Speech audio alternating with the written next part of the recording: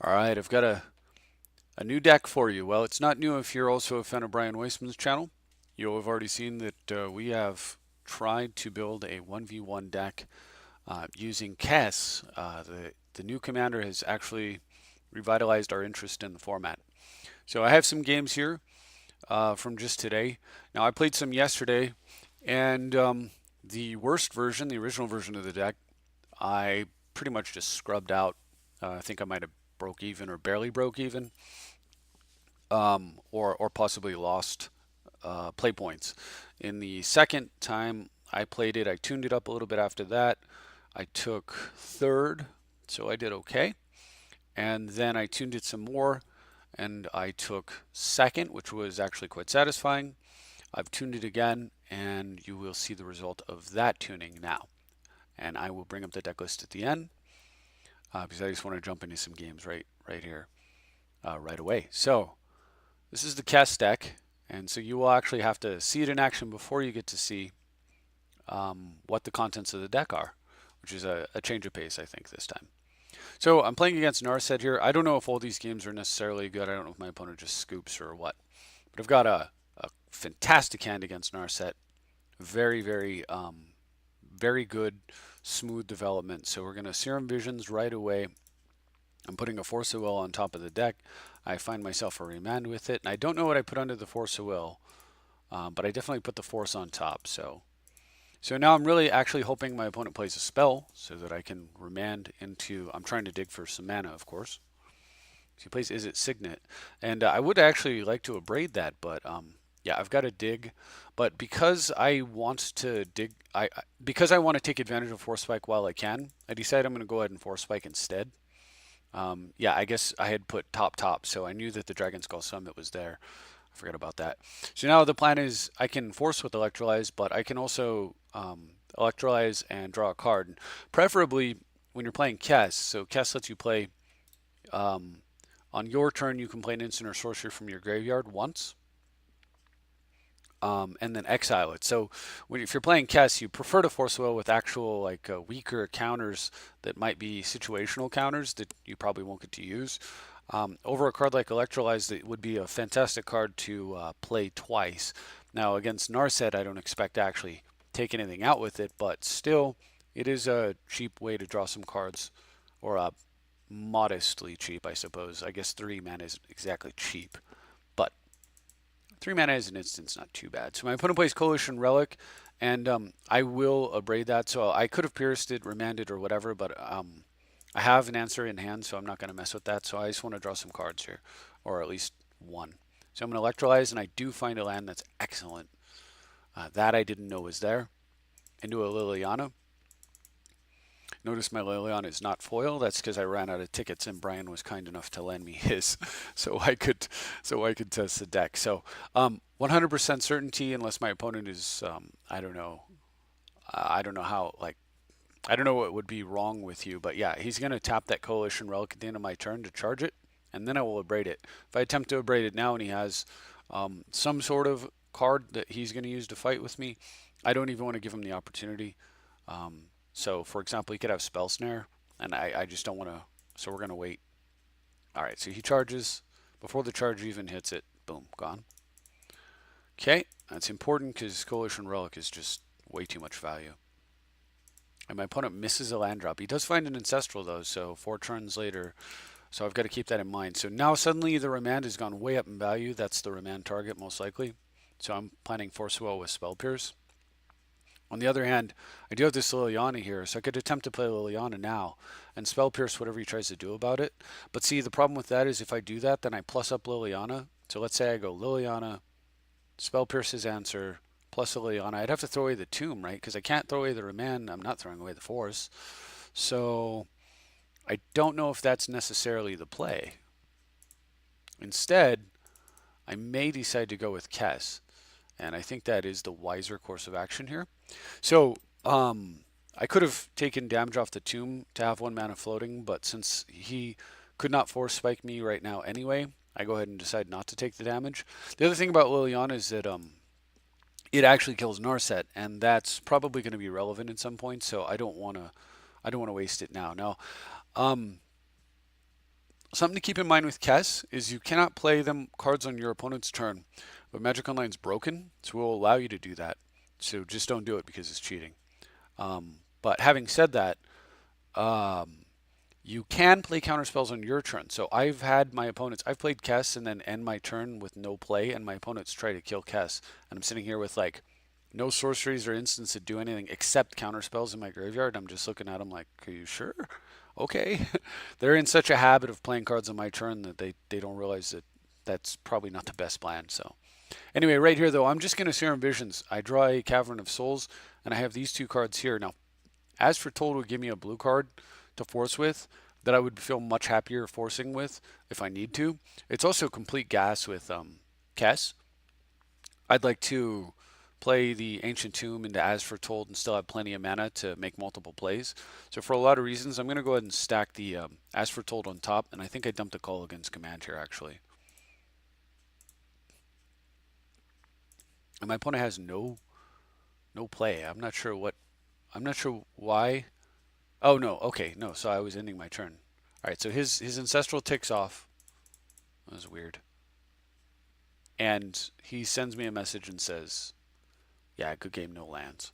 So understandable, but the reason he doesn't have mana, he would have had 6 mana, but I took 2 of it out, and so that was incredibly important. And as you'll see, that's part of the theme of the deck. All right, so we'll go back to game 2. Uncle Triple M, Uncle Mercadian Masks, Mr. Mercadian Masks. I don't know what Triple M stands for, but he is my opponent now. So, and I have like a totally insane hand, right? It's playing Nissa, so I get to throw away the Cavern of Souls. Whoa, slow down, please. I get to throw away the Cavern of Souls to the Mox. Play a Sulphurous Springs here. Inquisition my opponent, and then suspend an Ancestral. Now I've got that Inquisition revealed a pretty good hand over there and somewhat scary hand as well. He's just played his Forest, so he has these 5 cards plus 1 unknown in his hand. So I'll go ahead and take those away as as he plays them. He plays the map. I took the Arbor Elf because the map is a little slower to get going, and the Arbor Elf it gets going right away. So is Secure Tribe Elder. Like I would have more time to potentially stop those cards. So I figured it would just make more sense to do it this way. And Remand is a perfect example. So if he just wants to go map go, I'm certainly fine with that because every turn with Ancestral is a turn that I'm happy with nothing happening. He almost forgets to play land, or I don't know what he was doing. Slams his Urborg and goes for a Rampant Growth. So that was the card that he top decked, so we know he's got Urborg down. So Rampant Growth is a muddle target, so I am definitely going to burn up a muddle there, not with a Emrakul land. That weird graphical glitch. Since he played Urborg, I would prefer to be getting mountains here, but Marsh Flats, alas. Unlike in Brea, where you can get Plateau, has no other choice here. Plus, I needed a second blue anyway. So, all right, we've got Rampant Growth down. I've got 3 more cards to deal with to continue to stun his mana, and I drew a Cascade Bluffs. So, I can go for Remand here on the Secure Tribe Elder play that I expect him to make. But then there's no guarantee. After I've countered, he may be seeing a lot of mana and decide he would prefer to just sack the Expedition map. Or he might want to sack the map just to consistently hit his drops. So with that in mind, I think the play here is probably just get Kess on the table and pass, even though I can't make a play immediately. But so he's in a bit of a bind now. He might like to sack the map and then play a land and go. But if he does, then I can Inquisition the Secure Tribe Elder out of his hand. If he plays a Secure Tribe Elder, then in that case he's going to miss a land drop. So this was a nice little kind of the reason behind that. All right, so Ancestral does nothing. So I can Inquisition him, but here's the other thing. I'm holding a Remand, right? So he's got Nissa, and he's going to have 3 mana next turn. So what I'm expecting is he'll play Nissa, and I can Remand Nissa into his hand. Now, if he lets it go to the command zone, then that's amazing. But assuming, we can cross off STE. Assuming he lets it go back to his hand, like would be sensible, then I'm going to Inquisition it from his hand on the subsequent turn. So I'm going to just chill out. I'm not going to Inquisition him here. Might as well get some damage in with Kess. 6 more turns of that, and I win. All right. So he draws and still choking on mana. Goes for his Nissa, exactly what I wanted to see. And look at that. Beautiful curve. Chandra into Inquisition. But of course, we get that Ancestral now, finally. And with that, Uncle Triple M says, good game. Which makes a lot of sense. When you're hurting for mana, you're hurting on the board. There's a Kess out, and your opponent's about to draw 4 cards. It's probably over. In fact, I drew 1. I'm going to draw 3 more. Then I get my draw phase. So 5 cards between the last turn and this one is a lot of cards to be getting, and probably not recoverable. So, all right, Spartacus 423 was actually watching some of these games and decided to jump in and take a swing. And I don't remember how the game played out. It was very cool, regardless. I always like when people check out the games and decide they want to have a go. So he's playing, vampires. Okay. And I've got, so this is a scary keep, right? Because, I mean, it's really good. It's got first turn Ancestral, or I can go charge the Amulet, second turn Jace or something. And I've got Deluge for Vamps, plus I've got Fire, which does really well against him, and a Bolt to kill 1 if he's got maybe just 1 with some cool abilities that I need to deal with. But I'm missing land, and there's no guarantee Jace is going to live. It's a little sketchy, but I decide, well, because I'm going first, I'm going to keep, because I can float the Ancestral. I'm going to slam the Amulet now, because if he does go first turn Duress or something instead of a Vampire, I don't want him taking the only other card that could potentially be utilized as a mana source, at least in the current hand. Otherwise, I might have sandbagged it just to make my hand more intimidating. But anyway, so he's got first turn. This thing, you can sack a creature to put a +1/+1 counter on each vampire he controls. That's totally insane with this Edgar. Totally insane. Like, that has unbelievable amounts of damage potential right there. That actually might be a card worth waiting until you get to where you can just go 1 mana guy, and I'm like, oh my gosh, and then sack, kill me. That's kind of the thing that, I don't know. So anyway, all right, we take a counter off Ancestral, and thankfully top deck a land. So I actually, I could fire here, right? But this vampire is not real. This vampire is a token. It's not a thing that he didn't spend a card on it, is what I'm saying. So what I'd really rather do here is go ahead and play I want to deploy the Jace. I want to get the Jace flipped. The Jace can block this chump. He can chump this for a little while, perhaps, depending on how much mana he leaves open and how he does his turn. But, the goal here is going to be to flip Jace, use this to stall. Once Jace is flipped, then I can deluge his whole board off. And then from there, I've got to flip Jace, and I should be in really good shape. Plus, there's that Ancestral waiting to go off. But Dreadbore, he says, no Planeswalker for you. Well, no creature for me.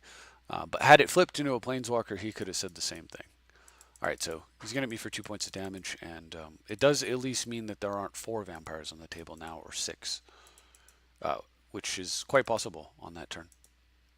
And really good because I don't have any mana, so I'm going to have to charge Jeweled Amulet. So Fire Covenant, though, finding that means I can respond to his tricks with this, and it gives me a ton of flexibility to generate massive amounts of card advantage between Covenant, Deluge, and Fire, and then, of course, the Bolt as well. I've got tons of board control. So what I want to do here is I want to use my life to generate card advantage, but I don't want to generate too much because I'm going to need life for both of these spells. And plus I need to just, live in general. So anyway, my opponent plays Falconwrath Gorger, who gives madness to his vampires that are in his hand, effectively, and deck. And then plays this card that lets him discard a card to make a 1/1 vampire knight lifelink. So he can discard the cards, his vampires, and then play him with madness. So I actually, I want him dumping vampires on the board. So this is actually, good for me because, he actually only played 2 cards, but I'm glad that it's not, Call the Bloodline is not a tribal card, or it would have triggered his Edgar. But still. So, hurting for mana, I'm going to have to charge a Jeweled Amulet. I thought about bolting his guy right now with the opportunity, but I decided not to.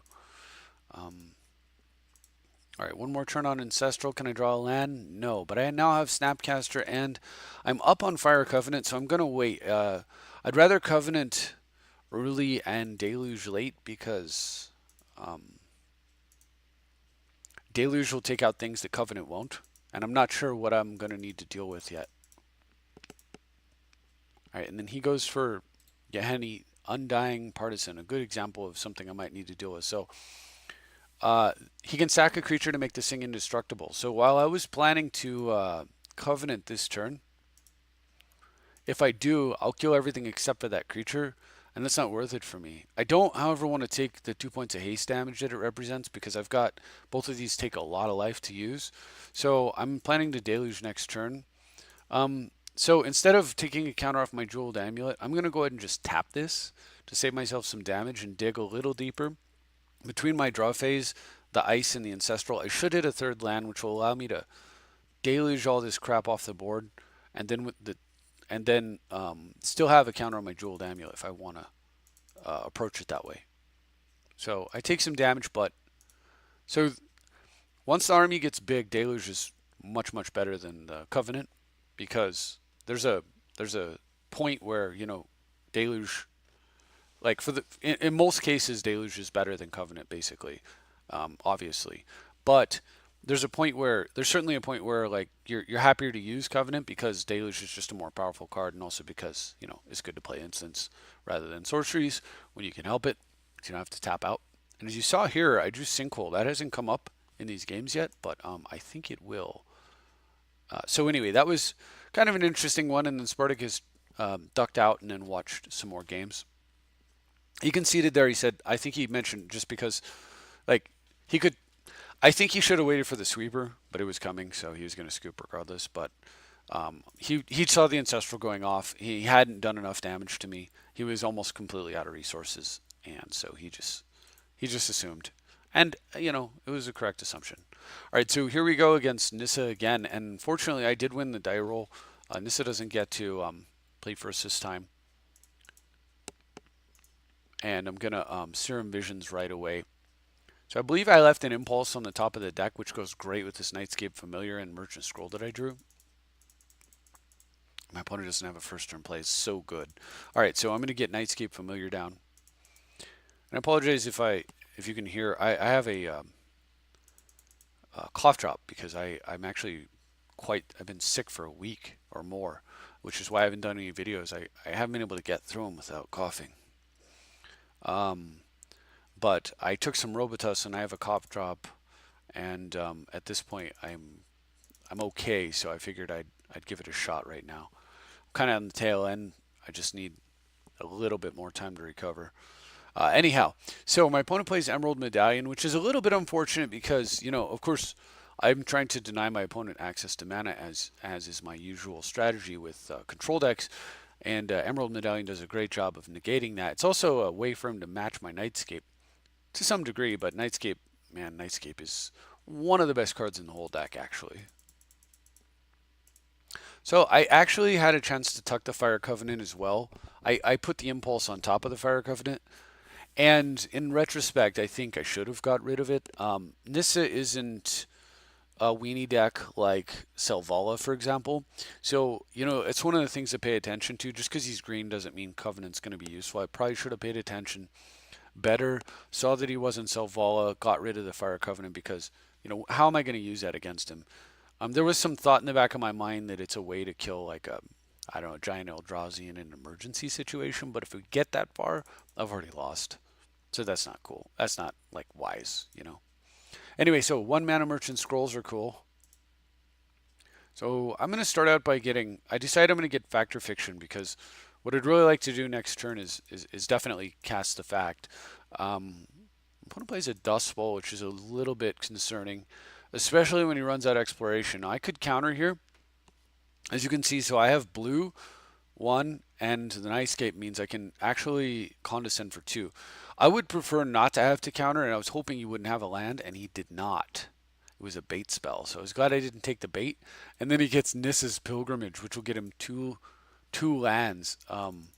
That I'm definitely going to counter, and I'm going to make him pay 2, since he's not playing blue. He can't daze me, and there is the Elvish Spirit Guide that could allow him to, if I'd only made him pay one, he could potentially play here. Now, on the other hand, if I had two islands untapped, I would have only made him pay one here and risked it and then impulsed as well. But since I could only do one or the other, there's no reason not to make him play two. Pay two. So Snapcaster and Painful Truths are on top of my deck. And I think I set them both on top. I was a little bit worried. My opponent's kind of got a lot of mana. I don't really want Nissa resolving because he just missed a land drop, so that's a huge tell that I can suppress his mana if I can keep his Nissa off, and then I can go digging for other solutions to continue that vein, in that vein. So I want the Snapcaster first because I may have to snap a Condescend back to take care of that Nissa. But since I have Nightscape Familiar out, there's an alternate route I can take to deal with any play he might make next turn. So I go ahead and play Kess and flashback Merchant Scroll, which is just amazing. Look how insane Nightscape is. And I go get Force of Will. So I'm okay with forcing with, any, like, I can force with the Impulse and Snapcaster the Condescend just like I was planning prior, and Factor Fiction. What I really want to draw next turn, of course, is just a blue. So he does go for the Nissa. So that's going to get forced because he's pinched on mana, and I want to keep the pressure on. Unfortunately, Nissa was the bait spell. He actually has a Sylvan Library, which is a huge problem for me. His Emerald Medallion, of course, doing work as you'd expect in a mono green deck. And he has a land drop. So I didn't feel too clever at this point. I was feeling pretty clever up to that point.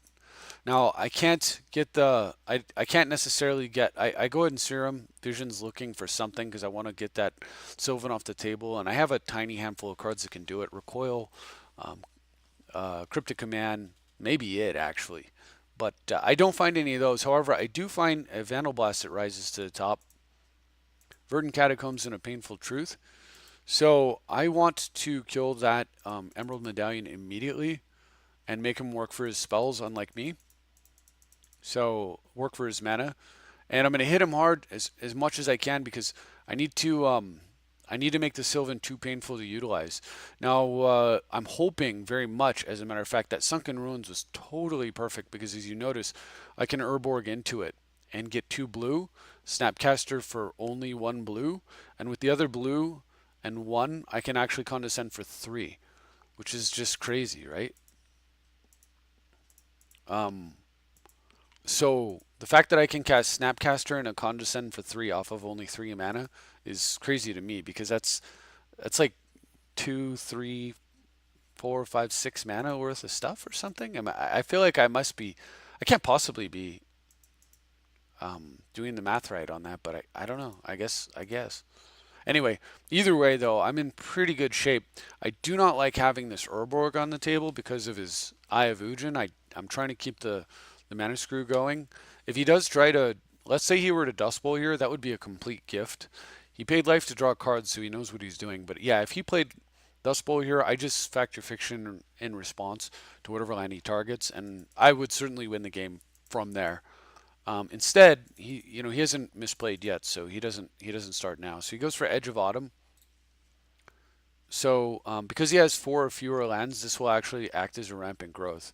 Otherwise, it would have been a card that he would have to cycle by sacrificing a land, which could be a nasty response to me trying to kill one of his lands. What I'm really hoping, though, is that he has no follow-up here, and so I let it go, even though I could try to snap it, because I really, really, really want to Factor Fiction with Kess in play. All right, so he plays a land, and then...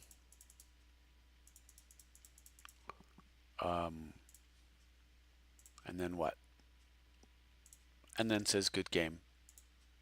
So he knows I've got the Factor Fiction. I guess he just assumes here that that I'm going to fact, and then he's going to break his back. I'm not really sure. It's possible that we're bugged out this game. I'm fairly certain I did Factor Fiction, and I saw like some LD, and so I was able to like fire off boom boom like double land destruction and smash him. But I don't know. But yeah, so at that point he does scoop either to the factor fiction or to the knowledge that it was about to. So that was kind of cool though. It was an interesting tempo game against green, and I don't typically do well against Sylvan Libraries with my control decks, so that was very satisfying. All right, so this is a hand that's definitely a throwback against Tassiger, but this next hand is also crap. And there's a keeper. I mean, it's a wing and a prayer, but I mean, hey, at least we have a game plan. I'm going to tuck that cryptic. I am going second, which is actually not great, but it did get the third land. I need to actually activate the Dwarven Blast Miner. So I'm going to lead off with, of course, Serum Visions, and I find a Sulfur Falls and decide I'm going to go ahead and put that counterspell on top. So my thinking is I am going to run out the miner, especially because he's got 2 tapped lands, and so he doesn't have double blue up. So there's a very minute number of counters. There's only 4 counters I can think of that are typically played that might actually matter here. Factor Fiction, Force Spike, Daze, and Spell Snare.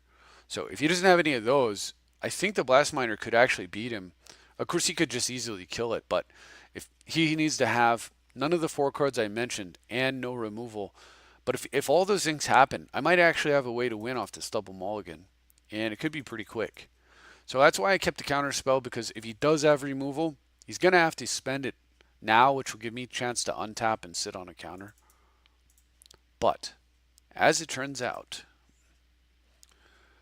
he has no removal or no land, and he scoops to Dwarven Blast Miner. Sorry about that. Which was totally awesome. Off of the double mulligan into just a very nice, clean development hand. I just thought that was wonderful. All right. Here's the game against OPEX. I'm going to pause there for just a moment so I can cough. It's getting bad. I better try to wrap this up. Okay. Opax is playing Alesha, who smiles at death. Alesha may smile at death, but Alesha does not smile at LD, as you will see very soon. So I've got Dragon Skull Summit. So I've got Dragon Skull Summit and Drowned Catacomb, which means that the fetch land I use here, I actually want to make sure that it bridges the gap between both and functions well with the rest of my hand. So Volcanic Island was the best choice. I used the Flooded Strand to get it because Bloodstained Mire will actually fetch more cards. So if you know what you want to get, use the least functional land in your hand to get it. So here I might have made a mistake. He made no play. I could have iced him here, but then again, he didn't have 2 mana untapped, so I decided to just let it go, thinking he'll play his commander and just fire that thing, or abrade it. He actually has no play at all. So if that's the case, then I am very happy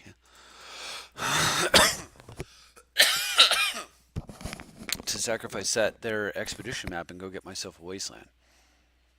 And I draw, well, I attempt to draw. Opponent has Mardu Charm and instant speed the rest. Weird. Alright, well, I'm not going to get to keep my Stone Rain, I guess. Or maybe I will. So my opponent sees 2 LD spells, I suppose, and a ton of removal, and decides to scoop.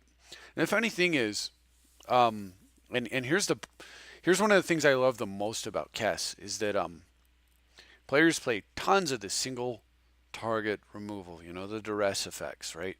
We're playing them too. The best defense against them is to duress the duress out of their hand before they duress the duress out of your hand, yada, yada, yada.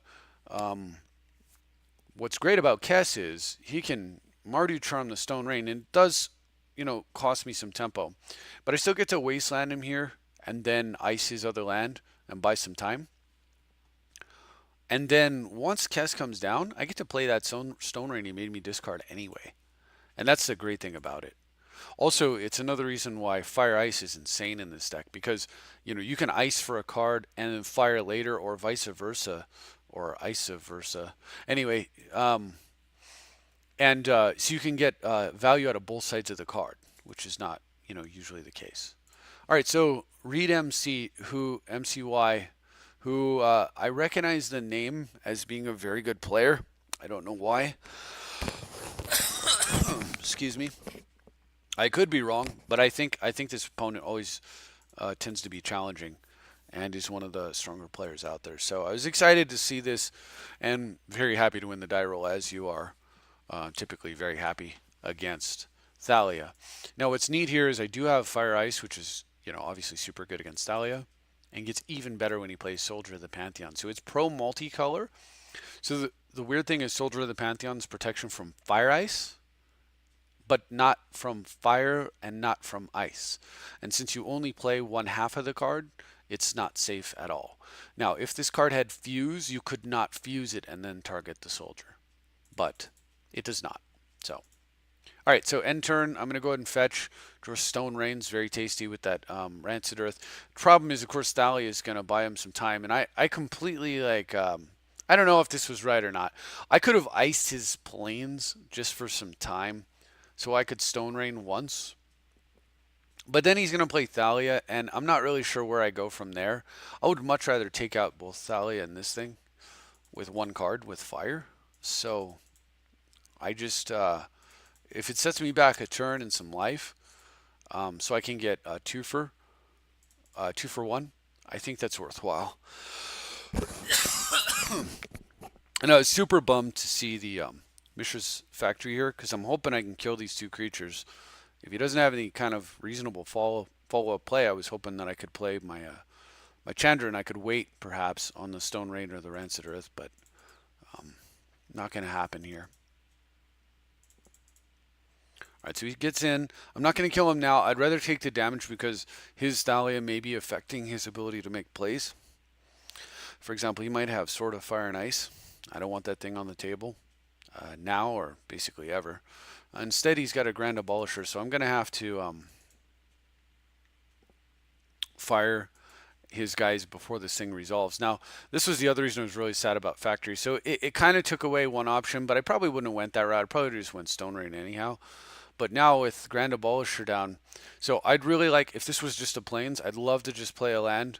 Chandra shoots Grand Abolisher, and then from there I'll start the LD plan. And the reason I want to get Chandra down so bad is because it's a Soul Ring on my turn, and against Thalia, that's an extremely beneficial effect to have. But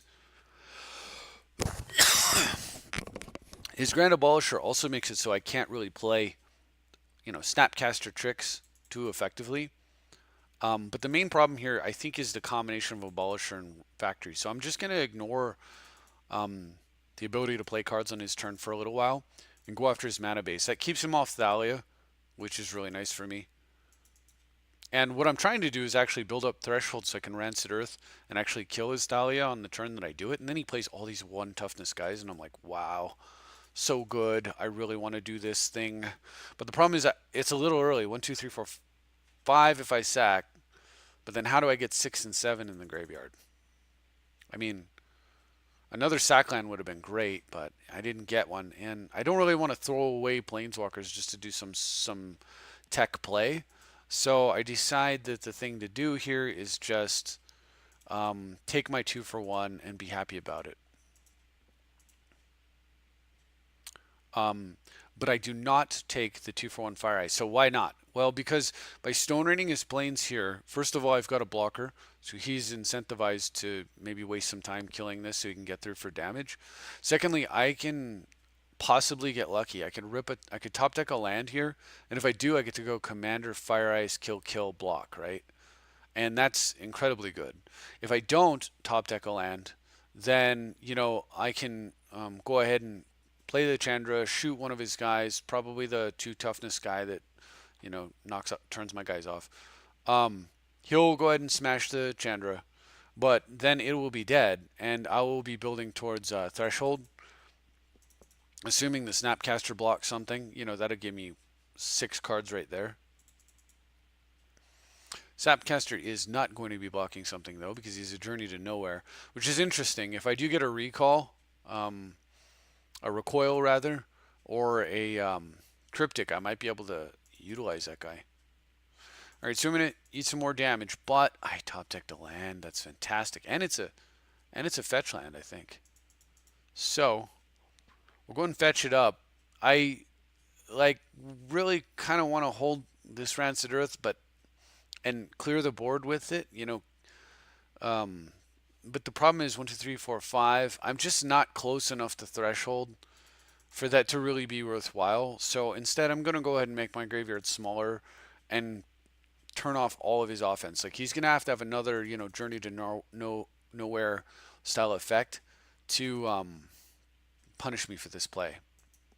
And he does not. He gives himself hexproof. No problem here. I can Rancid Earth now. And again, I would love to kill his 2/1 in the process, but I got better things to do than wait around for that. How about Rancid Earth, Rancid Earth? Oh my gosh, that's so brutal. Look at that. And with that, he scoops it up. I never brought either Planeswalker to bear, but of course, next turn, if I drew a land, I could do exactly that. And if I did not draw a land, I could still do exactly that thanks to Chandra's ability to produce mana. So just a fantastic, I thought that was a really nice game against White Weenie, and I was excited to be able to share that with you. And I've got one more game here that also played out really well. If I remember, it was quick. I don't remember the details. I just remember it was two types of Magic games, right? The Quick and the Dead. All right. Anyway, this guy's playing Meren of Clan. What is it? Meren of Clan Nel Toth. I know it's a previous favorite of Keep Flying, who's another one of the folks that I feature on this channel, and really fun guy and good opponent. So if you get a chance to play against him, certainly recommend that. So I had a decent keep with a lot of early disruption and some very powerful plays potentially, and then I drew the Force of Will to go with the recoil, and I'm like, ooh man, Force of Will protecting Dwarven Miner, that is some good stuff right there. So all I want to do now is have him make some irrelevant play. I play Dwarven Miner. He'll probably try to kill it. As long as it's not abrupt decay, I get to force it and then just start hammering his lands. Or at least that's the plan. But he doesn't have an irrelevant play. He has an extremely relevant play. So I've got to force that Sylvan off the table. Or off the stack. Out of the stack. Before things get real gnarly. Alright, so. Please don't crash. Oh, goodness gracious. Magic Online, the worst program interface. Like, so horrible. And then they've made this new game for Xbox or whatever they made it for.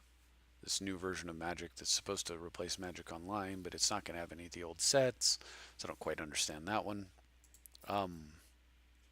Is it going to open? Not sure how I feel about that. I wish they would just take their money and hire someone to hire and not, a not in shop, right? Hire somebody outside the shop, like a Blizzard, the guys that do Hearthstone, and say, hey, here's a pile of cash, make us an awesome interface, or we'll, we'll advertise for your game in our game since we're both CCGs. Something like that. Like you could work something out, right? You pay them for it. Maybe you give them a little bit of cash to maintain it out of your profits. Maybe you do some advertising for them. Like I said, maybe they do some vice versa. Who knows? But they have such a clean interface. Like I actually enjoyed playing Hearthstone because the interface was so good. I played for a little while, but not so much because I liked the game. I actually didn't care tremendously for it. It's pretty much just Magic with a red zone and no counter spells, so you can imagine how I felt about that. But I don't know how it is now. That was way, way, way back. But the interface was great, and of course they do have less cards and everything. But the point is, it can be done. I think that's a crutch to make that argument. So anyway, let's get back to that last game, and then I will bring up the deck list, and we'll take it from there. So game history.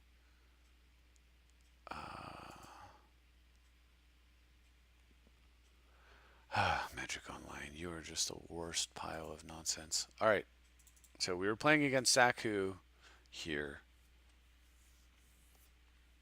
and we'll give this a shot. I did have a few losses today. I had some yesterday. Like I said, I played in a couple of the different tournaments and went okay. I mean, I got profit, but still tuning the deck. Excuse me. All right, so I think that's where we left off. Now, I don't have my forest, but obviously I'm still running out the miner, and of course I sack my fetch lands so it would work properly, so I could enable me to play both Liliana and Chandra down the road. Unfortunately, opponent has a edict effect. You know, I almost I think an argument could be made for me to have left the Sylvan Library go and then just focus on hammering mana. The problem is that green can do a good job of playing a lot of basic lands, and so as good as Miner is, I didn't think that it was necessarily a guaranteed, coup de grace. So that was why I didn't. And Sylvan Library against me very well would be. I had no pressure on him. 30 life. He's going to draw 8 cards. Green one, draw 8 cards. Like I'm a dead man. So I had to force it there. So as much as I wanted the miner, it just didn't make sense. So I'm gonna go ahead and use Liliana here. It's not great against this character because it returns cards to his hand. And so it's very unfortunate, but I don't see a braid particularly being useful. I need to get some counters on Liliana. I did get a wall of roots, I guess, for now. And I want to get some counters on Liliana because the ultimate certainly does hurt. And there's no guarantee my opponent plays his commander here. And in fact, he doesn't. He plays Fauna Shaman, which was really odd slash interesting. And I guess it was because he had Thoughtseize. He wanted to Thoughtseize so bad that it was more important than getting his commander down and picking up a card and completely negating my Liliana. I guess I could have just killed his commander with the Liliana. I suppose that was the thinking there. All right, so Spell Pierce doesn't look like it's going to do too much. I had a chance, yes, when he played his Thoughtseize there, but I was tapped out, so it's pretty much my only window, so I'm going to let it go, especially having drawn the Memory Lapse. I did get a Toxic Deluge, which, I guess that's okay. But I did get the last. Importantly, I got the last card out of his hand because I wasn't sure what he was holding. It was probably I thought it was going to be a creature for Fauna Shaman, and with Memory Lapse in hand, I'm feeling pretty good. I have an answer to his commander, and I can Liliana the Fauna Shaman away next turn. I really wanted to Liliana it there, and maybe that was actually correct. I could have Liliana'd it away, and then I have Memory Lapse plus backed up by Pierce, so maybe that would have made more sense. But again, I just thought, but what if it's, I was just thinking I want to get the last card out of his hand. That was the thing that I was focused on. Because once your opponent has no cards in hand, you've got a Liliana, they're in a really bad spot, right? Where it's play it or lose it, over and over. And that's a pretty rough position to be in, especially against a deck that's trying to control your mana. So here's a perfect example. So my opponent plays Gonti. It's a 4-drop that exiles the top 4 cards, I think, in my library, and he can play one of them without paying the. He can use any color mana to pay it, if I remember correctly. And look at this rip off the top.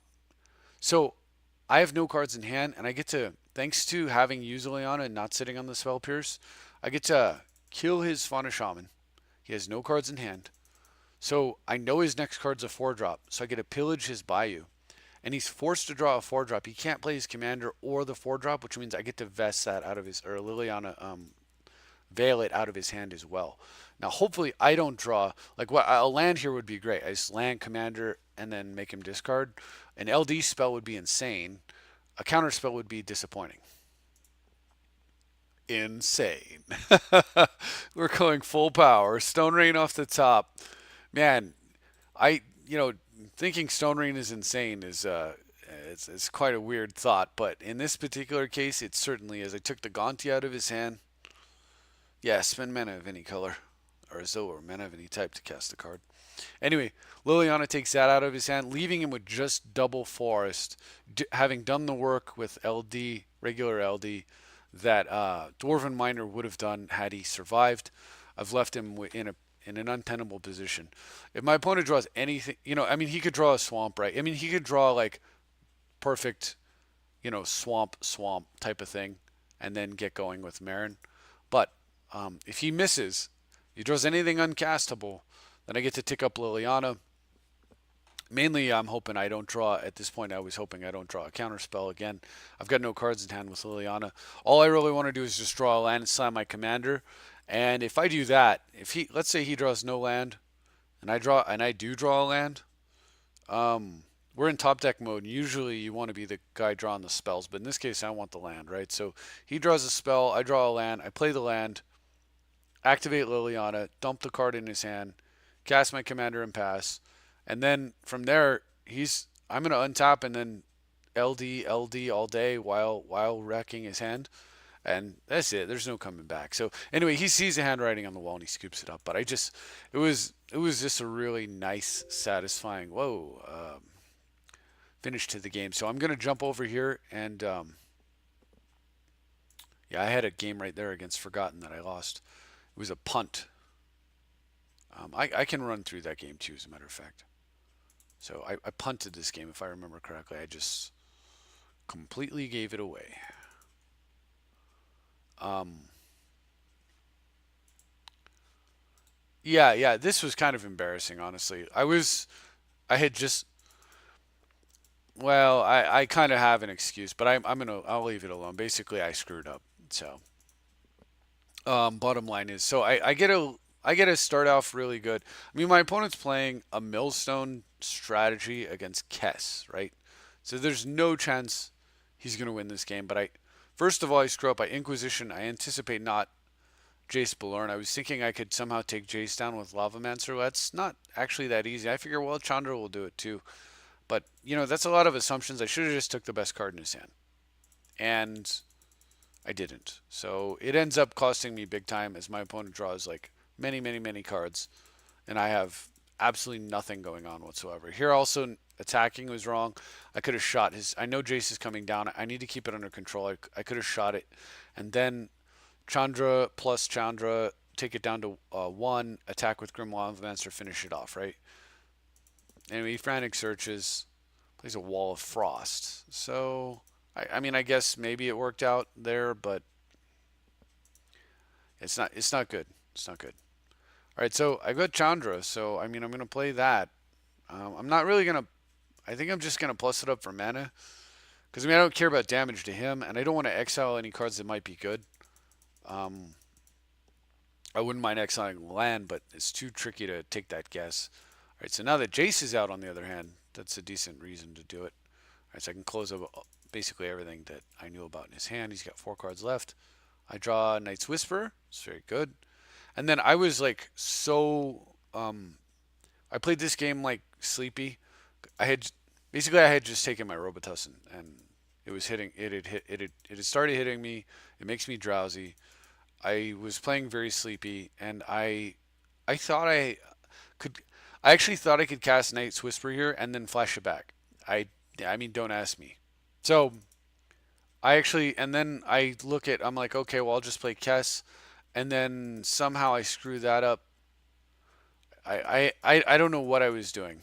Anyway, so I figure, okay, well, after I kind of pull my head out of wherever, I decide, okay, well, I'm gonna go ahead and start shooting Jace and try to get that out under control and deal with everything.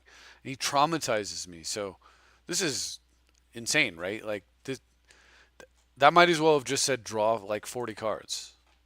It's actually maybe an argument to play it in here, frankly. Anyway, it also supercharges Grim Lavamancer and the Crucible that are both in play. But this guy's deck is so... Alright. So, I don't know how to describe it, but basically he's got all basic lands, stuff like Wall of Frost and stuff. So like actually cards that are normally good against players that have more expensive decks. I guess that's the difference. For example, Dwarven Blastminer or Wasteland Recursion. Totally useless against this guy right now. It's kind of funny. So I plus up Chandra and then screw this turn up too. So I can recoil and recoil the wall. I don't know what I'm doing here. I frankly I decided afterwards I had no idea what I was doing. I thought I had 4 mana for my commander. I needed to get the commander down right here. I needed to actually let I mean I got a point of damage in on Jace, but like I could have let Jace Chandra deal damage to Jace Baloran. I could have added mana, played my commander, and like bolted the thing. I could have gone after his mana. Like there's a million things. Fiery Confluence will deal 6 damage, so that's gonna kill just about any planeswalker. But now I'm 2 turns away from that. Anyway, so he plays Consuming Aberration, and I think, oh, that card's never gonna hit me. I'm totally safe. Like my brain was just not on, right? To play land from the graveyard, add some mana with Chandra, start screwing around with random LD that has absolutely no purpose because I'm not thinking clearly. And yes, Consuming Aberration will never hit me, but that doesn't need to. It just plays this stupid commander and mills me for 41, and I'm like, what have I done? So I actually took a pause after this game and then went and then started playing with a clear head, and then I was fine. So it's kind of why I didn't include that one, but I figure, what the heck, might as well throw it in there. So I don't even think that's an interesting. Like, what can you learn from that game other than just don't be stupid? Like there's no like, oh, here's some advanced strategy, or you know, uh, my opponent pulled on me, or I thought this, but it turned out that, and I learned something. All I learned was don't be stupid, and apparently that's a good lesson. So I guess it's good to be reminded of that. Anyway, so here's the deck list. Um, I kind of saved it for the end. First of all, it's 35 lands. It's a little hard to describe how the lands are set up, but the easiest way to do it is that all the lands that make 5 colors are in there that come into play untapped, with the exception of lands like Glimmer Void or artifact related. Um, so you've got your including Cavern of Souls. So I'll just run through it really quick here as best as I can, because I actually only need to show you a tiny handful of lands, and then you'll get the gist of it, because it repeats. So all of our 5 color lands there, right? And I think that's all of them. Urborg, the specialty land, and Wasteland. All right, now we're almost at the repeating part. So we've got then our 3 special lands, our 2 colorless, and our 1, just general purpose fixer. And then once those are out, what you have is 7 of each of the following lands. So I think I have this correct. 7 times 4 is 28, plus 7 is 35, right? So no basics. It is a risk, especially with very few artifacts here. Blood Moon will kill this deck, so be careful. That's all I can say, because it's a risk, but it's a risk accepted. So I'm going to go ahead and go through the lands. You've got in here, for example, there's one black-red dual, the black-red tap land. It's the fetches that throw off the mana. All right, so one black-red dual, one black-red tap, right? A black-red land that requires you to have a mountain or swamp. The black-red filter land. The black-red pickup land. Oh, Reflecting Pool is also one of the 5-color lands. I forgot about that one. So the black-red pickup land. So there should be 7, I believe, or am I looking at 5? Did I forget? Yeah, Sulphurous Springs. Black-red Pain land. So 1, 2, 3, 4, 5, 6. Did I forget one? I don't think so. Okay, so I was a little bit off. So basically, what you have is your multicolor lands there. All your well, I mean, you could put the black red land in there as a seventh. I guess that's what I was thinking of as a seventh. But I'd rather just put it in the fetch pile. So all the fetches. And you've got to be really careful with the fetches. I guess if the game goes long enough, you can very easily fetch out every single possible card, and that would be fine, I guess, because then you've got um, a lot of land in play or a decent amount. On the other hand, it doesn't take long, and you have to kind of pay attention to what lands you have because you could potentially you know use a fetch land and actually have no target. One of the other things to watch for is you want to kind of fetch early most of the time, not for deck thinning, but because you don't want to actually draw the things that you're fetching, and then when you finally get around to using your fetch lands, you don't have um, anything to get. One of the reasons Urborg is in here is it does fix the problem of having fetched out all your lands. What do you do with these cards? If you have, for example, a Crucible and these things going, you can at least play Urborg and have a lot of black mana. So that gives you something. So yeah, as you can see, what it is the here's the stack. All the colored lands, the 5 multicolor lands, the 2 colorless and the black, 9 fetches, and then each color combination has its 5 or 6, I should say, um, lands of the exact same combination. So 18 duels basically. One Sulphurous Springs, one Underground River, one Rakdos Carnarium, one Dimir, and so on and so on and so forth. So all 6. And that's exactly the mana base. Now there is one more card I kind of like to fit in here. One more land. I'd like to go to 36 because this deck is just super, super mana hungry. It's not hungry to have a lot of lands because it's got necessarily. But once you get your commander going, you do kind of want a lot, right? Because you want to be able to play, say, an LD spell and a counter spell, and that's a 5 mana proposition. Sometimes a 6 mana proposition. You might want to play like a Painful Truths and a Fiery Confluence. Now you're talking about 7 mana and so on and so forth. So the deck does get hungry in the end, but usually it's not. It's more of a case of in the beginning of the game, you just want to land drop, land drop, land drop, land drop. Like that's the first few turns. Like you just can't afford to stumble, or you can afford to, but you really, really don't want to, right? So I'm thinking that the 36 land should be maybe Dust Bowl, but I'm not 100% sure. And if it does go in here as effectively like a 4th Dwarven Miner, because there's Miner, Blast Miner, Crucible Strip, Crucible Waste rather, and then Dust Bowl would be your 4th. Your least effective though, because you actually have to kill your own lands. Um, but if Dust Bowl went in here as a 36 land, I think you'd probably be okay. I just don't know what to cut to put it in there. And then the other thing that Dust Bowl does that is not the easiest thing to do right now is that sometimes when you play against, let's say you're playing against Brea, you want to cut them off a black, but you really need Urborg to cast, your early double black stuff. So you're like using Urborg to cast Rain of Tears on their underground. And that's great, you killed an island, but you'd really like to cut them off from 2 colors or um, a splash color altogether, and Urborg's preventing that. Well, Dust Bowl does a good job of giving you a way to get rid of the Dust Bowl when it's stopped being convenient. Of course, you can mine your own bowl away, your own Urborg away, or something crazy like that.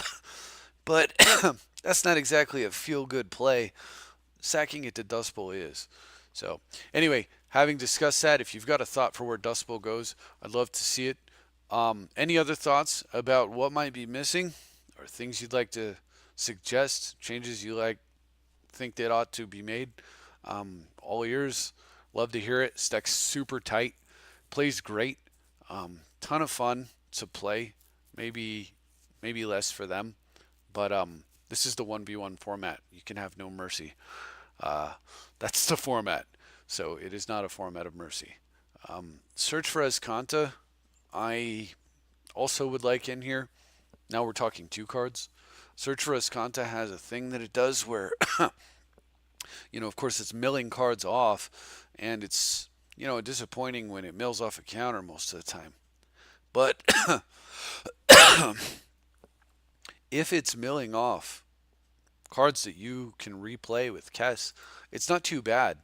And of course, if it flips, the fact that it's a Jamday tome that produces mana if you don't use it, that's pretty awesome too.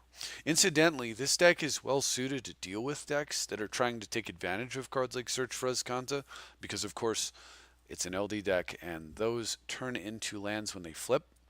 So you'll see the Jace decks have two. They have Search for Azcanta and they have the 4 mana Amulet that flips.